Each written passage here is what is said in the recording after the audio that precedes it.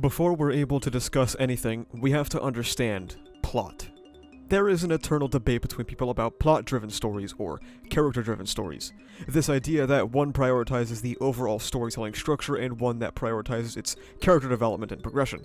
This debate, however, is kind of meaningless. Plots and characters as concepts are deeply intertwined, both not being able to exist without one another. Without a plot, events cannot happen to your characters. There could be no conflict to keep you engaged, and without characters, there is nobody to make the plot happen. When we understand that these two concepts are inseparable, we also must understand the gravity of death. If characters are plot and plot affects the characters, when you kill off a character, you are making the decision to end a plot. Endings in fiction are notoriously one of the most controversial things about stories. People butting heads over interpretations of the text, their ideas of where characters should end up, and so on and so forth. So, when a character dies, you're effectively writing a small-scale ending, which is a much greater task than it might sound. To discuss what makes a good death is essentially what makes a good micro-ending, and to that, what does make a good character death? In Western spaces, series like Game of Thrones or The Walking Dead have sort of permanently shifted the idea of a character death. Regardless of their intention or execution, a lot of people began to see character death as a tool for shock value, death for the sake of death. The killing off of a character was so that you could post on Twitter about how dark and gritty your series was, therefore it's better than another. In my opinion, there are two extraordinarily important aspects when it comes to executing the death of a character, or rather, the conclusion of a plot, and first and foremost will be the death itself. For this section, we're going to use a death in Vinland Saga as an example of what makes a fantastic death. In Vinland, Thorfinn is a young boy growing up in a society that glorifies warfare and violence. His father, Thors, eventually flees from the battlefield after realizing the futility of war, a concept Thorfinn at the time could not grasp. Following his father's death at the hands of a man named Ashlad, Thorfinn dedicates his life to a single mission, to one day exact vengeance on Ashlad himself. He eventually becomes a part of Ashlad's band of raiders, embarking on a campaign across Europe, engaging in widespread bloodshed and transforming into the kind of person Thors would have opposed.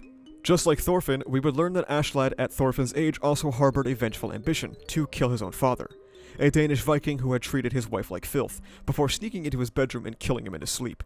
After Ashlad achieved that goal, he would spend the next couple of decades being a captain of a group of Vikings, never letting go of that hatred for Vikings or Danes, while waiting for his own image of a divine-like being, Artorias, to come and change the world. Ashlad's death is a fantastic culmination of not just his own personal motivations of the defense of the nation he considers home, Wales, but also his relationship with Thorfinn, who at this point he sort of forms a very twisted father-son relationship with. After essentially falling on his own sword to install Canute as king and to protect Wales, he offers Thorfinn the chance to kill him himself, as well as asking him an important question that will define the rest of his life.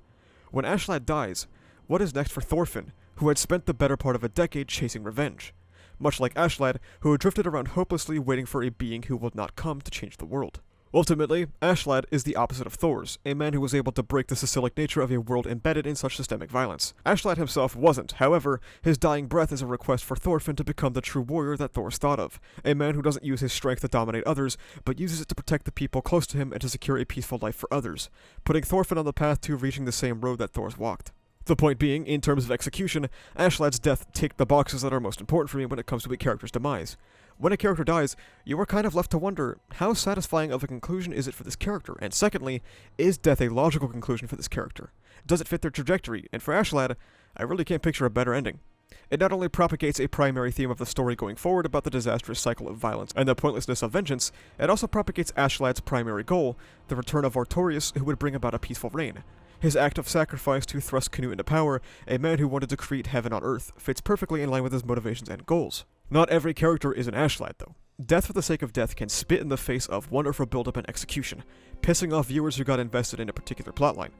An example of a character who the public believes should have died but in my opinion benefited from not being dead is All Might, who, theoretically, could have died in his fight with All for One, but instead continued living on to see the results of his reign as the symbol of peace and the destruction that his ideology caused, while being powerless to stop any of it. So personally, I think killing him would have been a mistake and would lead to a much less interesting story, a generic anime mentor being killed instead of an anime mentor living in the wake of his decisions. Sometimes death can even have an inverse reaction when it comes to developing a story's stakes as well.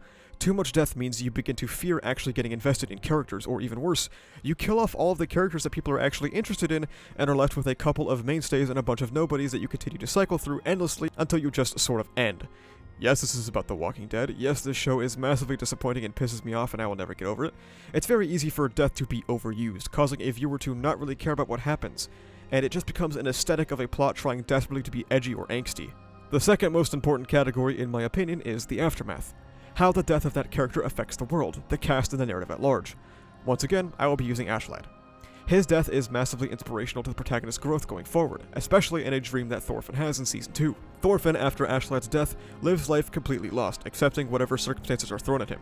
We see a depiction of the Valhalla that the Vikings speak of, a dark, disturbing place where the dead continue to fight even as corpses. Ashlad, who despite hating the Danish Vikings, still having associated with them, is placed atop a literal pillar inside of this dream sequence, as Ashlad thought of himself as above the common folk. Even in death, he continues to impart life lessons on Thorfinn, telling him to live not avoiding the harm he has caused, but to continue on because of it. While he can never make up for the lives he has taken, he can continue on to try and make the world a better place, with the lives he has taken hanging from his shoulders. While all Ashlad knew was death and violence, arbitrarily putting himself on a pillar, he could still not reach the escape that Thorfinn could, so he tells him to climb, and to keep the departed with him every step of the way. The man who led Thorfinn down a bloody and violent path now ushered him to the surface, as he is now ready to hear the words of his father. He has no enemies. What comes after a character's death can sometimes be even more important than the death itself, and the death of Ashlad informs the entirety of the second season of Vinland Saga, and I assume much to come. People can feel the void left behind where his presence once was, and it feels super rewarding for a character's death to still be heavily impacting the events of the future of the story. Ashlad's death for me is just perfect in every way. It is the ideal. It heavily impacts our protagonist. It changes the circumstances of the story entirely by sending Thorfinn on a listless journey. It sends Canute down a spiraling road of royal existence, and is the catalyst of the current conflict between the two. Now, not every death tries to meet these categories. There are some stories that shoot for the randomness, the reality, and the horror of death. Sometimes the point of the death can be that their life was cut short, that they never got to meet their goals, pursue their ambitions, or fully explore their motivations, but just because something is the point, it doesn't inherently make it a satisfying conclusion for some people. Sometimes the point can just suck. As established earlier, these are plotlines people are invested in and want to see come to fruition, and I'm not trying to imply that all the deaths of this fashion are bad, but you also shouldn't be surprised when there is a negative reception to them. Anime in particular has a very negative perception when it comes to death in its stories, and well, why is that? Where does anime fall short in its character conclusions? For some reason, it generally fails in three categories. The first being failure of build-up, where you don't necessarily care about the character that was killed, or they were introduced to unceremoniously die after having spent a handful of chapters with them. Characters dying the arc they are introduced in is a cheap way to shock viewers and add weak stakes, because nobody, not even the author, really cares that much. I think my hottest take on Earth currently is that Rengoku's death in Demon Slayer did not move me at all.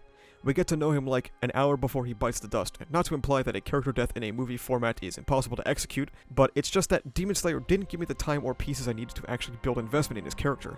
I won't say that his death was bad, because I don't think that's true, it's just not one that I feel had the proper time put into it for it to be a scene that really grabs me.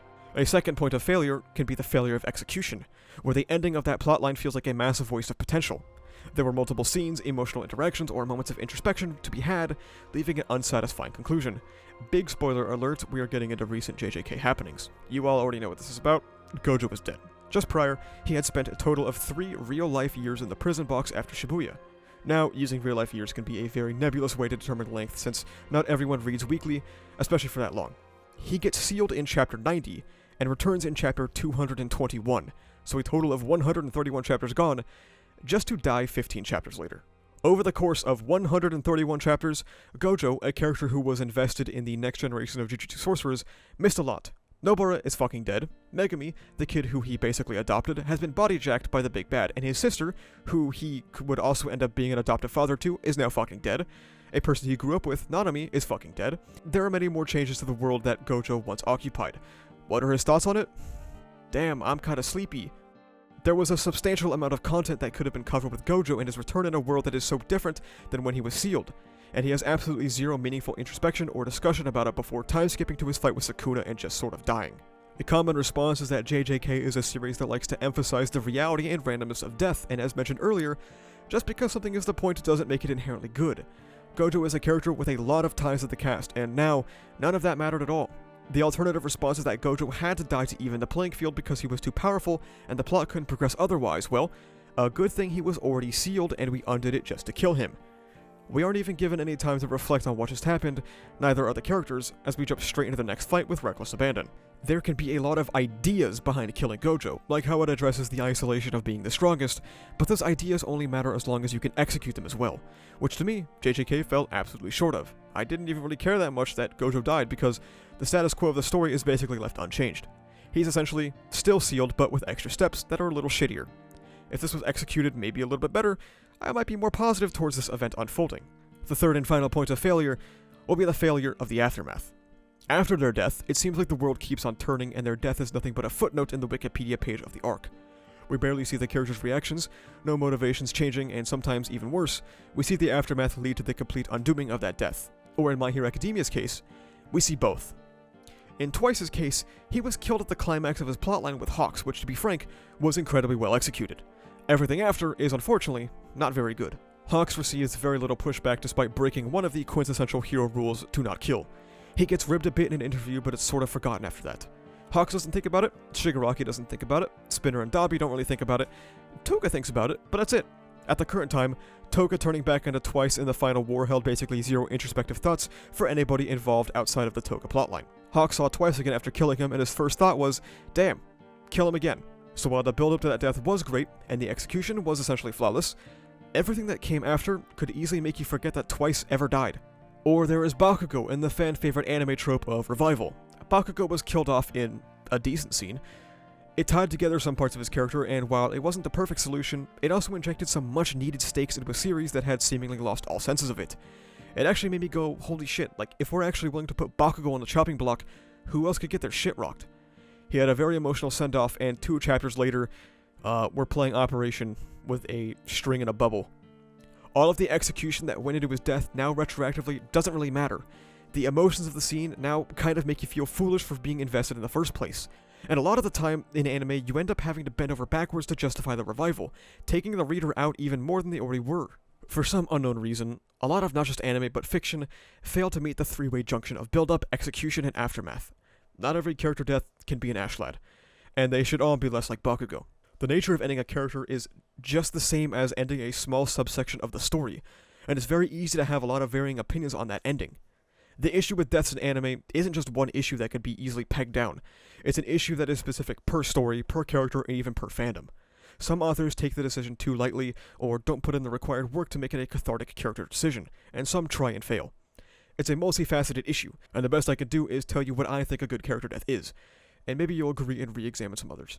Thank you so much for watching. If you like this video, please remember to like, comment, and subscribe for the funny YouTube algorithm. You can also become a YouTube member, which gives you access to behind-the-scenes content, a badge on comments and livestream chats, as well as the use of emotes and videos before their actual release. You can also check the description for socials like Twitter, where I'm objectively correct all the time, and Discord, where we talk about ReZero, My Hero Academia, Jujutsu Kaisen, and stuff like that. That's about it though. Thank you for watching. See ya.